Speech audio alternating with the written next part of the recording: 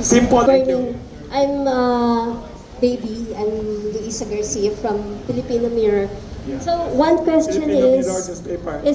is it possible for a community for urban farming to work together if you are to organize them? And what strategies would you recommend for this community to work together to come up with yung mga urban barangay, farming? subdivision. Aside from having this as a means of livelihood for a certain organization, for example, if in their smaller areas, they can organize themselves to come up with one specific kind of crops. Is it possible to do that? But what strategies would you recommend? Communities daw. Yeah, thank you.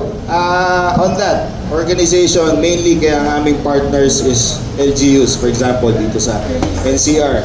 We have memorandums of agreement with them para at least yung ibinibigay ng government sa kanila ay nafa-follow through natin. Ayaw naman natin, basta na lang tayo nagbigay.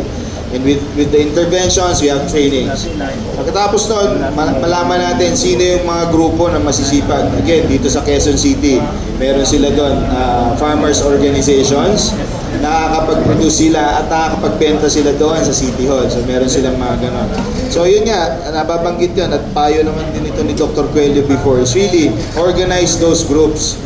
Like sa Pasig, rooftop nila, mga magsisili ang mga yan, mahilig. So meron na silang organization, although ang ano nila, maliit na market lang, it could start with that. Ano? If matrain pa sila ng CDA o mga ibang ahensya ng government on how to be, sustain their entrepreneurial activity, why not? Kung may processing pa nga, sir, banggitin ko sana sa mga toothpaste, baka meron pwedeng toothpaste, hot pepper, di ba? Oo, si Dr. Pedro. Para gising ka agad.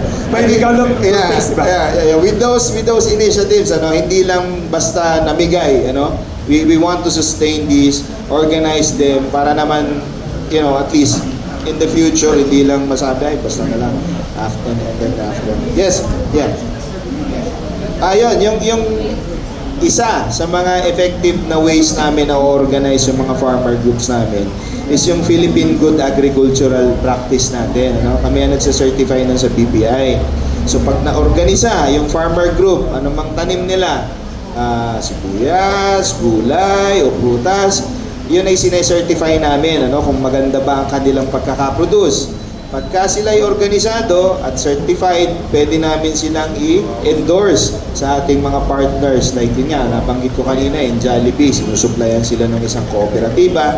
Yung ibang ating sa Batangas, halimbawa sa Robinsons Group. So, hindi lang ito nakikita kasi masyado ng ating media, pero yun ang ating direksyon ng ating gobyerno kasi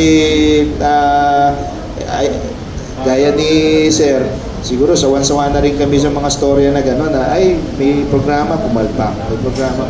But this time, yun nga, entrepreneurship, tuturuan namin sila how to be agribusinessmen, and professionally manage yung mga organizations na yun. Thank you.